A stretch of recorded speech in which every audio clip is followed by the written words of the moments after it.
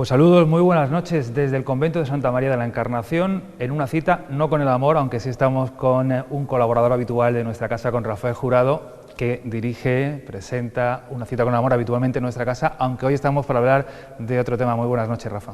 Hola, ¿qué tal? ¿Cómo estás? Pues como decíamos, estamos con Rafael. Todos aquellos que lo han podido seguir saben que recientemente ha presentado su último libro, su última obra, Al otro lado de esta puerta, un trabajo que ha realizado junto con Ana Járquez. De él vamos a hablar y vamos a hablar de más temas. Vamos a hablar de libros, vamos a hablar también de amor, Rafa, porque yo creo que toca, ¿no? Teniendo una... A mí me encanta hablar de amor, o sea que me encantará que hablemos de amor. Porque, bueno, lo decimos ya como dato, lo habrán seguido en muchas ocasiones, pero son entre radio y televisión más de 100 programas hablando sobre el amor de Rafael Jurado, 60 en las radios, si es correcto, y 40 en televisión, ¿verdad?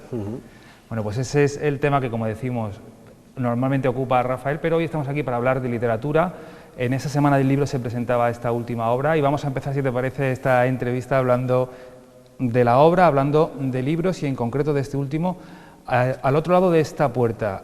Hablábamos nosotros de la simbología, de lo que significa la puerta, porque el libro, ahora nos dirá dónde se puede conseguir, dónde se puede comprar, dónde se puede disfrutar, pero el libro tiene una simbología desde el mismo título.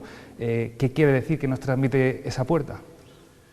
Bueno, muy buenas noches y la simbología en el arte es fundamental. De hecho, encontramos en el arte una experiencia que nos ayuda a conocernos mejor, ¿no? La puerta es una experiencia por la que todos hemos vivido, o sea, todos hemos cruzado una puerta, muchas puertas a lo largo de nuestra vida, y lo que tiene de interesante las puertas es que al cruzarlas se transforma uno. Hay puertas de muy diferente tipo, algunas incluso son invisibles o son experiencias o son personas. El hecho de conocer a una persona te puede llegar a cambiar la vida, y lo que invita el título es a cruzar puertas, a que no le temamos, a que no le tengamos miedo a cruzar puertas, porque detrás de cada puerta que cruzamos, detrás de cada línea, detrás de cada persona que conocemos, hay una verdadera experiencia que nos transformará la vida. Y en esta puerta en concreto, sigues con esa trayectoria de literatura infantil y juvenil, directamente desde pequeños quieres poner a los chicos, a los lectores, chicos y chicas, en esa tesitura que hay siempre como un reto, en un camino, un viaje. Todos hemos experimentado la vida y es quizá en la madurez cuando se comprende un montón de cosas que nos han ocurrido en la infancia. Abrirle las puertas a los chavales a que entiendan la vida de otra manera, como hay un planteamiento que es el desarrollo de la conciencia, en el que estamos imbuidos desde finales del siglo pasado y principios de este, que es vamos a despertar. La realidad no es estrictamente lo que parece. Lo planteaba la película Matrix, por ejemplo, ¿no? Rememorando el mito de la caverna de Platón, es decir, no es nada nuevo. Lo que pasa es que sí, la intelectualidad, la cultura, los libros siempre nos han ayudado a, hey, no te quedes solamente con lo que se ve. La realidad, la vida es mucho más.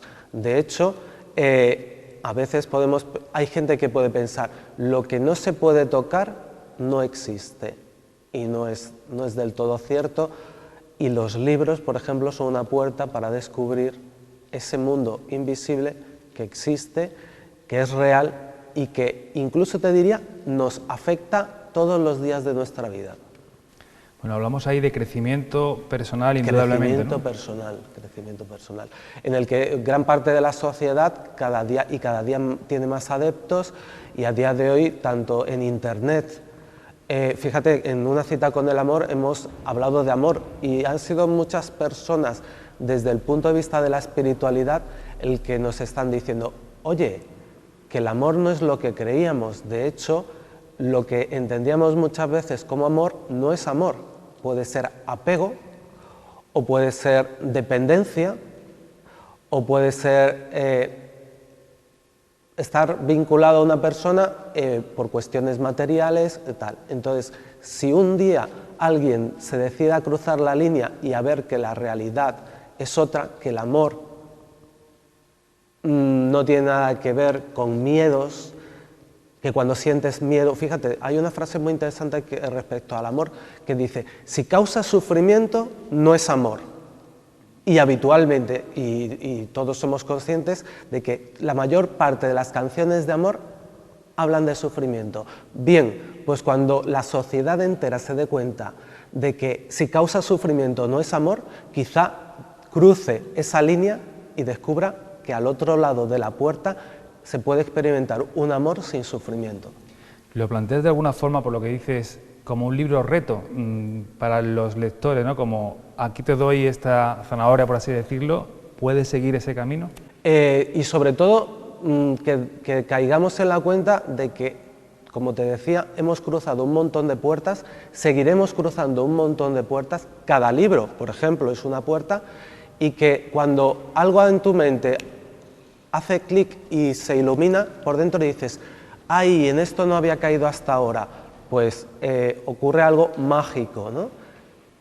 Invisible, aparentemente irreal, pero fíjate, había una frase que es uno de esos posts o cartelitos que aparecen en Facebook muchas veces que me gusta, que dice, está una niña o un niño leyendo un libro, ¿no? Y la madre lo ve que está llorando, y dice, ¿por qué lloras? Si lo que estás leyendo no es real. Dice, pero lo que yo siento sí es real. Eso pues lo tienen las películas, lo tienen los libros, y sí sabemos que esos son actores o que esos son personajes, pero lo que nos hace sentir, wow, es una pasada. Es otra historia ya. Es otra historia. Que es tu historia y ahí vamos, ¿no? Hemos cruzado la puerta, hablando de puertas, de este convento, de esta nave central del convento de Santa María, porque aquí durante estos meses podemos admirar la obra de unos ilustradores coineños o muy próximos a nuestro municipio, 8 en total, que es una cantidad enorme para un municipio como Coín, y la calidad artística de las obras, bueno, si la han podido ver, sin duda alguna, pues está patente, ¿no? Y precisamente aquí, porque en tu trayectoria hemos hablado de libros infantiles y juveniles, es muy importante reforzar esos textos con ilustraciones, sobre todo en esas edades tempranas. Has trabajado con varios de los autores que tenemos por aquí colaborando, ¿verdad? Fíjate si es importante que en la última reunión del club infantil se ha propuesto un texto a los niños y los niños lo veían y dicen, uff, no sabemos, parece aburrido, y era porque al libro le faltaba color. A los niños es muy importante, o una manera de llegar hasta ellos es el color, ilustraciones bonitas, y bueno, pues en este caso yo sabía y sé que los libros que van a venir a partir de ahora deben de llevar ilustraciones porque son para un público, aunque luego lo pueda leer gente de cualquier edad, sí van en principio orientados a niños de 8 a 12 años y ellos van a agradecer que el libro venga acompañado de unas cuantas ilustraciones bonitas que les hagan detenerse en un punto y hacer valoración de lo que han leído mirando la ilustración, porque la ilustración les va a dar claves y les va a decir, ah, esto era importante en el libro. Bueno, sí, atractiva para los niños y para los jóvenes, pero en realidad lo es para todos. Lo que pasa es que evidentemente encarece mucho la producción de cualquier libro, ¿no? Pero esas ediciones de coleccionista que hay en las que uno viene acompañado de láminas que son verdaderas joyas. En los últimos años el libro ilustrado, el álbum ilustrado, tiene un comprador que se ha convertido, o sea, ya es adulto. Es decir, nosotros con 30, 40, 50 años nos acercamos a la literatura infantil, que es una literatura eterna, que es con un montón de simbología, ¿no? Y compramos los adultos libros ilustrados porque nos encanta, y por ilustraciones, bueno, pues como las que planteaba no solo para mi libro, que son estas, sino para otros proyectos, Anita Járquez, ¿no?, que es la ilustradora de mi libro, y realmente son ilustraciones evocadoras que pueden gustar a grandes y a pequeños.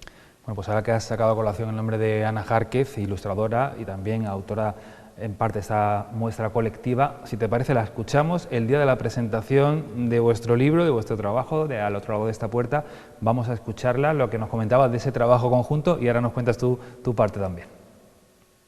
Para mí ha sido muy fácil ilustrar el relato de Rafa, ya que cuando lo leí rápidamente venían un montón de ideas a mi cabeza. Entonces simplemente lo que tenía que era dejarme llevar y claro, y saber cómo trasladar todas esas ideas al papel. Entonces eso es lo que he intentado. Yo me siento orgullosa, me siento contenta y lo único que espero es que la gente que luego lo reciba en sus manos pueda a través de mis dibujos sumergirse un poquito más en ese mundo que ha creado Rafa.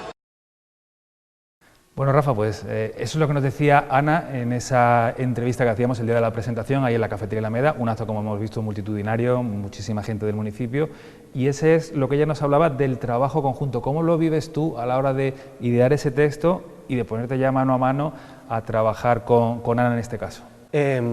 Bueno, a Ana se le propone, llegado el momento, el texto. Oye, Ana, mira, ando buscando un ilustrador, he visto cosas tuyas, me gustan, ¿a ti te gustaría ilustrar este libro? Lógicamente, Ana, lo primero, antes de dar ninguna respuesta, se lee el texto y ya ahí decide, pues sí, me apetece ilustrar este libro.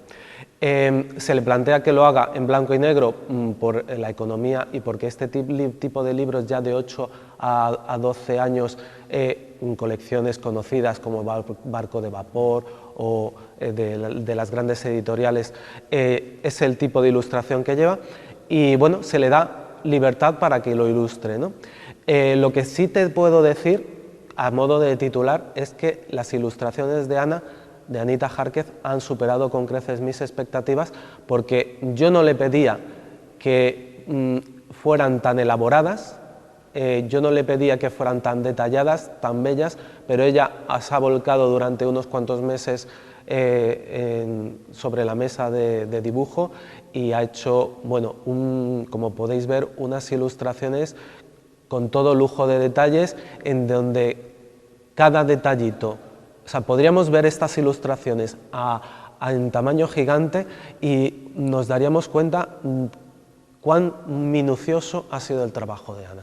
¿Ves reflejado por esa parte que tú has escrito, que tú has ideado, ese mundo en esas ilustraciones? Por supuesto, y no solo yo, sino que cualquiera que... Yo recuerdo que cuando era niño leía los libros y deseaba llegar a las ilustraciones, pues para eso, para detenerme en las ilustraciones, ¿no?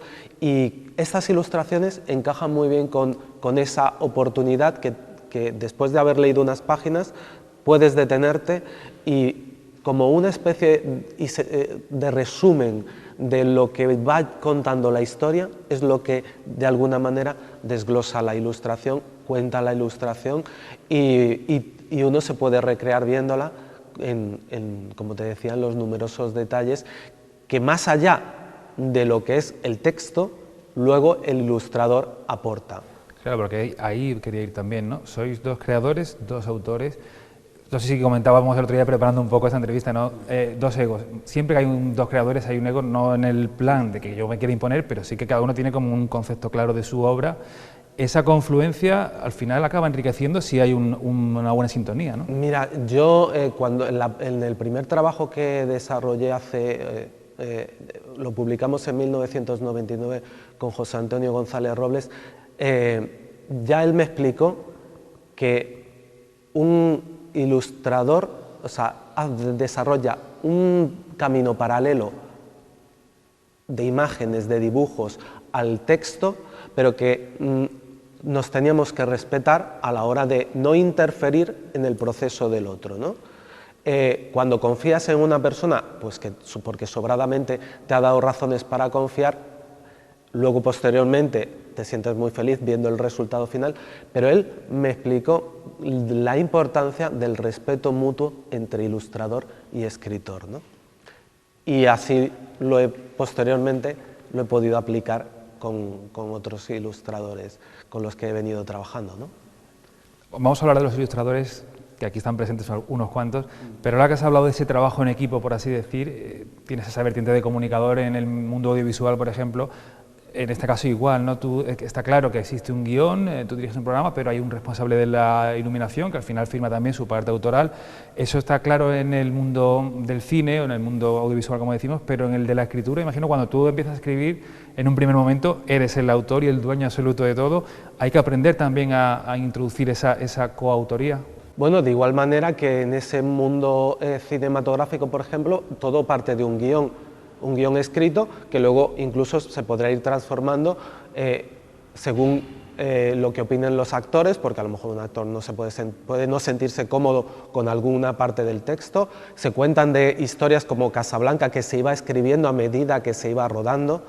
Yo creo que la flexibilidad en cualquier ámbito de la vida es básica, entonces saber rodearse de un equipo competente de personas para que cada uno dé lo mejor de sí mismo y así el proceso y el proyecto salga engrandecido, salga enriquecido exactamente, pues yo creo que es síntoma de sensatez o de sentido común, ¿no? Ana, o como cualquier otro proyecto, cuando uno elige, de hecho muchas veces se dice, lo importante no es qué bueno eres tú, sino que te sepas rodear de los mejores. Entonces, sabiéndote rodear de los mejores, cualquier proyecto va a acabar en buen puerto. En esta sala hay obra de varios autores que han trabajado contigo, eso se ha extendido. Quería hablar también, porque hay propuestas que nacen de ti, de una idea tuya, pero para un escritor, y en este caso a ti te ha pasado, hay encargos que te llegan o gente que te comenta, mira, queremos hablar sobre esto, queremos abordar este tema. Tengo el caso a la memoria del tren del abuelo, por ejemplo, en ese centenario del tren en Málaga. ¿Cómo te llega en ese caso concreto y cómo te enfrentas tú a ese proyecto que te llega? Bueno, pues desde la organización del centenario del tren, pues se planteó hacer un libro histórico. Se contactó con 6 historiadores de talla reconocida de la población, incluso de la comarca, mejor dicho, y entonces se me plantea a mí la posibilidad de escribir, como ya yo había demostrado una carrera orientada a los niños, una carrera literaria orientada a los niños, pues plantear ¿por qué no hacemos también que ese centenario les llegue a los niños? Entonces, bueno, yo escribo un cuento y bueno, contactamos con Patricia Mancilla para que ella lo ilustre y bueno, pues fenomenal, porque también ese proyecto pues es un proyecto precioso que patrocina Diputación y nos permite hacer una tirada, ¿no? Bueno, fue una tirada grande, casi de, creo, no sé si 500 o 1000 ejemplares, y bueno, pues nos permitió llegar a muchos niños para contarles la historia de un tren que ya había desaparecido, del que ellos, sin duda, no tenían ningún conocimiento, porque fíjate, lo curioso de aquella historia es que la recordaban los más viejos del lugar, como se suele decir, pero hacía 50 años que el tren había desaparecido y pues quisieron los que de niño habían jugado junto al tren rescatar la historia de aquel tren que tardaba 2 horas en llegar a Málaga. Sí. Y aún así, evidentemente, fue un avance tecnológico para aquel momento. Ahí tienes una serie de datos, una investigación realizada por esos historiadores, de nuevo el trabajo con otro colaborador, con Patricia en este caso, pero tú te enfrentas como autor con la misma ilusión o con la inspiración que te puede llegar cuando ya va más o menos marcado el camino, ¿o es diferente? Es un reto precioso, o sea, siempre que te proponen algo que bueno, tienes como el mimbre, ¿no? Te dan el mimbre y ahora tú tienes que hacer la cesta. Claro, teniendo los mimbres, según quien los coja, va a hacer una cesta distinta. Y así habría ocurrido. Me lo dan a mí, me ofrecen la oportunidad, un regalo, sin lugar a dudas, y entonces con esos mimbres, con esos trazos de historia que sí, que existía, yo creé una historia que jugaba también con lo fantástico. Fíjate, en esta historia de Al otro lado de la puerta se cuenta un poco la relación entre una nieta y su abuela. En aquel cuento, y me estoy dando cuenta ahora, es la historia de un nieto y su abuelo. Qué importante son para los niños muchas veces la figura de sus abuelos. En ocasiones hasta los han educado porque por H o por B los padres han fallecido o tal. Yo tengo la sensación de muchas personas a lo largo de mi vida que me han dicho lo importante que han sido los abuelos para ellos. Y fíjate, tú mismo nos estás contando esas historias que tradicionalmente han llegado de abuelos a nietos, esos cuentos, esas tradiciones y esas historias que muchas veces parecen tan lejanas para los niños porque sí que parecen de otra época totalmente y que pueden idealizar según la van escuchando, claro, en eso queda perfectamente plasmado. Fíjate, en la historia del tren del abuelo, el abuelo contaba a su nieto, a día de hoy, que él recordaba haberse subido a ese tren con su propio abuelo, es decir, en este caso sería el tatarabuelo de este niño, ¿no? Claro, es eso, cuando los padres andan ocupados, obviamente haciendo otras cosas, a veces la amistad, el vínculo tan especial que se produce entre nietos y abuelos, pues da mucho juego para escribir historias. Bueno, bien sea por encargo, bien sea de motu propio, cuando has querido realizar tus historias, plasmarlas en colaboración, en solitario, lo que está claro que eso es una vocación que tienes, la de narrar, y comentaba al principio, esa otra vertiente tuya, la de comunicador, con esos 100 programas entre radio y televisión, con nosotros, con Canal Coin Televisión. Al final, ¿es vocacional para Rafael Jurado esto de contar historias, de llegar, de arañar, de rascar un poco? Sin duda, o sea, para mí me parece fascinante, tanto porque cuando en los programas de Una cita con el amor, por ejemplo, detecto un personaje que puede ser de interés, es porque en su discurso, en la entrevista, lo que se intenta rescatar es la historia de esa persona, ¿no? ¿Cómo le ha llegado, qué le ha llevado a convertirse en lo que es? Me acuerdo, por ejemplo, el caso de Fernando Hurtado, que le entrevistamos en la primera temporada. Él en aquel momento era mejor bailarín de danza contemporánea de Andalucía y mejor coreógrafo de danza contemporánea de Andalucía, y tenía una historia preciosa.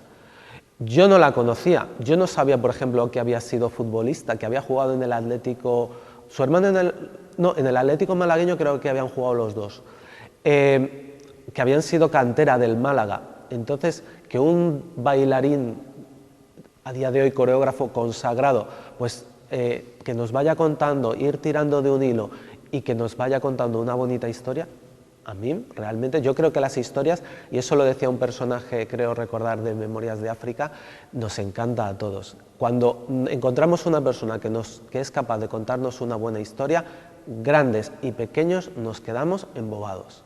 No, y ahora que están muy en boga los programas de entrevistas, te quería comentar, crear ese clima, ¿no? Ese ambiente donde esa barrera se venza y el entrevistado se sienta a gusto de contarte eso que desconocías, pero que al final es una mina, es un filón. Esa es la clave, ¿no? Para poder mantener un programa de entrevistas durante tanto tiempo y en el que tú vayas creciendo también. Es que hay historias preciosas por contar.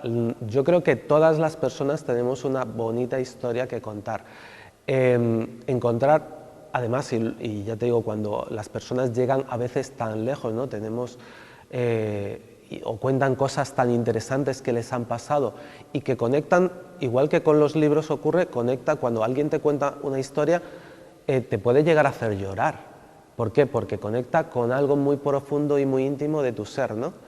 En una de las entrevistas, por ejemplo, Carlos Adriozola nos contaba una historia que fue la que le llevó a él a investigar en el duelo, que a mí me pone los vellos de punta. No, en este caso invitamos a los espectadores, si quieren, a que vean esa entrevista que está colgada en el canal de YouTube de Canal Coin Televisión. Por poner un ejemplo, lo que vengo a decir es que hay historias preciosas que nos enriquecen y nos alimentan el alma. Yo el otro día le dije a una chica, me decía, le dije, las palabras, o sea, no solo la comida alimenta, las palabras también alimentan, las historias también alimentan. Bien, pues alimentémonos con historias. Bueno, además eso lo estás comprobando tú de primera mano porque hablábamos también, ¿no? Son 30.000 visitas a las diferentes entrevistas, son 40, pero son 30.000 personas. Ahí sí hay una diferencia muy grande con el panorama actual de la literatura, por lo menos cuando se comienza desde abajo, hay ediciones que son en muchos casos autoediciones, en otras con subvención. Llegar es mucho más complicado, el mundo audiovisual, la televisión, internet, esto permite pues eso, que 30.000 personas hayan visto esas entrevistas, escuchado esas historias, en fin. Fíjate, ahí está el canal en YouTube de Canal Coin Televisión, y me escribía y nos felicitaba a Canal Coin Televisión desde Granada una persona por una entrevista en concreto que se le había hecho a un personaje. Pero es que desde Venezuela nos felicitaban también por otra entrevista o por la misma, entonces, bueno, eso es una pasada, ver que ya sea en Granada o ya sea en Venezuela, están viendo algo que tú has creado, que ha producido en este caso Canal Coin Televisión y que le puede gustar y lo pueden incluso convertirse en seguidores de tu trayectoria. Bueno, eso yo creo que hay pocas cosas que pueden dar más satisfacciones que lo que tú crees guste y tú puedas seguir creando porque hay un público que lo demanda. Eso es genial. Bueno, el programa de entrada tiene ese título de Una cita con el amor. Ahí quería ir al amor. ¿Por qué el amor? ¿Por qué decides acercarte y poner el foco precisamente en el amor? Que bueno, muchísima gente no entiende que es el motor del mundo, imagino que lo compartirás en parte por lo menos, pero ¿por qué te adentras en eso? Mira, yo empiezo hace muchos años a escribir, bueno, muchos años, pero estoy hablando de 6, 7 años, estaba en Madrid sentado en mi casa y me vino una reflexión que convertí en artículo, ¿no? Ese fue el primer artículo y se tituló ¿Por qué tantos nos sentimos tan solos? Eso fue un hilo que empecé a tirar. Seguí escribiendo, reflexiones amorosas, porque es un tema que me llamaba mucho la atención. Hubo la oportunidad, Juan Gutiérrez me dio la oportunidad de convertirlo en programa de radio y a raíz de eso nos seguimos aprendiendo sobre el amor, invitábamos a gente que nos hablaba de amor y nos describía las claves que ellos mismos habían descubierto en las que se basaba el amor. Yo he aprendido una barbaridad sobre el amor. Las explicaciones que puedo dar a día de hoy respecto a cómo funciona el amor y cuáles son sus claves respecto a ese chico o a ese joven que empezó a escribir sobre amor, yo en su día no tenía ni idea de lo que era el amor. Ahora tengo ciertas nociones y considero que en esta sociedad deberíamos entender, para que a todos nos vaya bien en el amor, cuáles son las claves del amor. Y eso es lo que de alguna manera se ha pretendido con el programa Una cita con el amor. Un programa de trayectoria, como decíamos, de 3 años y en el que al final has conseguido ver el amor y aprender el amor en muchas facetas, encontrarlo en prácticamente todo. Como te decía al principio, ese motor que mueve el mundo al final es que está desde la profesión que uno elige, esa vocación. Y eso sí lo has querido dejar claro, ¿no? Quizá empezaste con el amor romántico, por así decirlo, el amor de pareja, pero que has ido abriendo el abanico a un montón de aspectos, ¿no? Fíjate, al final el amor más importante es el que uno crea o siembra hacia sí mismo. Porque lo hemos comentado en algunos programas, ¿no? Si tú te quieres a ti mismo, y eso está en contraposición con la idea del egoísmo bueno, que hemos conocido y que a veces nuestros padres nos han transmitido, porque a su vez la propia sociedad se lo había transmitido a ellos. Cuando uno se quiere a sí mismo, por ejemplo, no va a permitir que nadie le maltrate, que nadie le veje, que nadie... entonces, sembrar, y hablando de niños, sembrar en los niños la idea de que aprendan a quererse a sí mismos, conseguiría que esta sociedad diera un paso enorme en esta idea del amor. Cuando te quieres a ti mismo, todo es mucho más fácil, vas a poder encontrar una persona que te quiera, fundamental, vas a poder encontrar un trabajo en el que te sientas cómodo, tus amigos te apreciarán, te respetarán, porque si tú no te respetas a ti mismo, es posible que los demás tampoco te respeten. Tiene tantas tantos vericuetos, tantas extremidades esto del amor, que si todos nos convirtiéramos en un poquito expertos en esto del amor, yo creo que seríamos más felices. Y esa es una clave. Muchas veces hemos acabado en el programa hablando de felicidad, porque cuando te sientes amado y encuentras un ambiente, un caldo propicio para amar y para amarte a ti mismo, pues la felicidad es solo la consecuencia de todo esto. Rafa, estando contigo aquí hablando ahora de libros, que hemos empezado y vamos a seguir hablando de libros y de amor, me viene a la mente una entrevista que te hice hace muchos años, no sé si tú te acordarás, había un programa en Canal Coin Televisión que se llamaba Marca Páginas, sí, en el que repasábamos bueno, con personalidades de Coin, con vecinos, hablábamos sobre su gusto literario, sobre sus aficiones en cuanto a la lectura y pedíamos que nos recomendasen algo. No sé si tú recuerdas. Perfectamente. Porque ahí sí estaba el amor, amor, desamor, en una poesía de Mario Benedetti. Exactamente. Era Corazón, Coraza, creo recordar. Sí. Y ahí se unía esa parte, ¿no? O sea, esa parte del amor y de la literatura, y eso fue hace ya unos cuantos años, o sea que ya estabas indagando en aquello. Sí, yo conocí a Mario Benedetti a raíz de una película que se llama El lado oscuro del corazón, que es una historia de amor. Empecé a indagar y recomendaba en ese programa de Marcapáginas un poema, como tú dices, que se llama Corazón, Coraza, que tiene versos tan bonitos: porque eres mía, porque no eres mía, porque te miro y muero, y peor que muero si no te miro, amor, si no te miro. Es un poema Benedetti. Yo luego he ido descubriendo y encontrando por la vida un montón de aficionados y seguidores de Mario Benedetti, que afortunadamente, por lo menos al final de su carrera, tuvo un reconocimiento mundial, incluso un premio importante de poesía con el nombre de la Reina Sofía. Ahora que estamos hablando de libros y hemos recuperado, no quiero que se nos vaya el tiempo sin hablar de la promoción de la lectura. En cierta medida la estamos haciendo al hablar de libros, al venir a este espacio en el que hay ilustradores, en el que hablamos de tu obra, pero aparte de eso estás realizando o has realizado un spot que vamos a ver ahora, si te parece, y ya lo comentamos.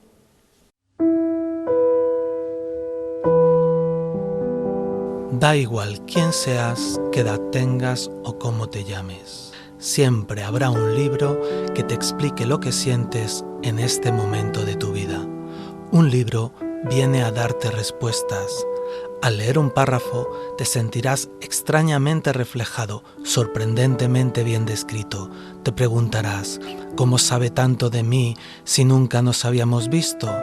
Esta es la magia de los libros, lo que hace que tantas personas se refugien en ellos, porque una frase, un párrafo o una historia pueden ser tan reconfortantes como la compañía de tu mejor amigo o tu mejor amiga.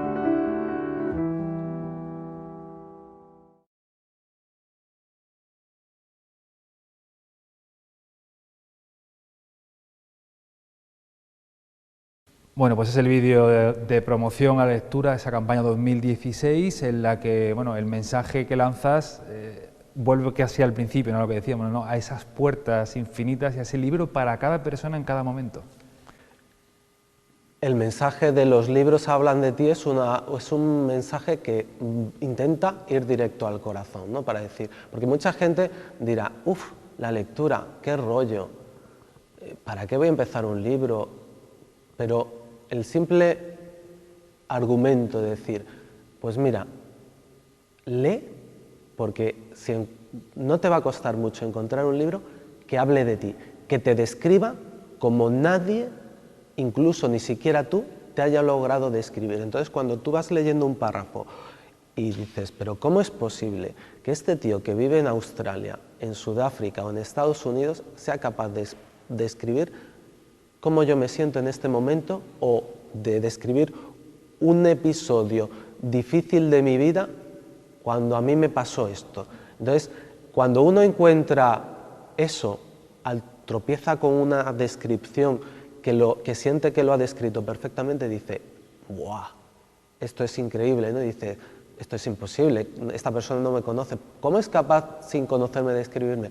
Bueno, pues porque de alguna manera los sentimientos, las experiencias por las que pasamos unos seres humanos se parecen mucho a las experiencias por las que pasan otros seres humanos en momentos diferentes de nuestra vida. Entonces, bueno, ese era un poco el reclamo de esta campaña, de decir, es que un libro es un espejo en el que puedes mirarte.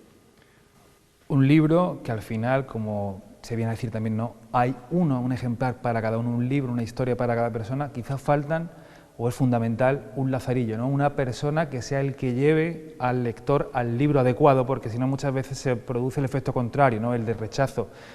Ahí también en ese club que tenéis de fomento a lectura con los chavales, es importante, ¿no?, detectar qué libro y qué estilo es el adecuado para cada uno. Lo bonito de un club de lectura es que cuando unas cuantas personas leen el mismo texto y deciden un día, quedan a comentar, a describir lo que han sentido, lo que han aprendido, lo que han descubierto leyendo ese libro, se produce algo muy especial. De hecho, puede ocurrir que no te haya gustado el libro durante la lectura y cuando alguien lo comenta digas, ah, pues yo de eso no me había dado cuenta, y cambie tu percepción, tu propia percepción del libro. Ocurre y es mágico. Pues Rafa, me quedo con ganas de hablar más de libros, más de historias contigo, porque bueno, pues es un placer como siempre. Tendremos muchas oportunidades a lo largo de nuestra vida. Somos muy jóvenes, así que imagínate, podremos... Hombre, terriblemente jóvenes. Pues lo dicho, muchas gracias de nuevo por compartir con nosotros este espacio, a ustedes por habernos acompañado aquí en este convento de Santa María, con esta exposición de ilustradores de Coín y con este autor de Coín, compañero de la casa, con Rafael Jurado. Así que hasta la próxima ocasión, muchas gracias.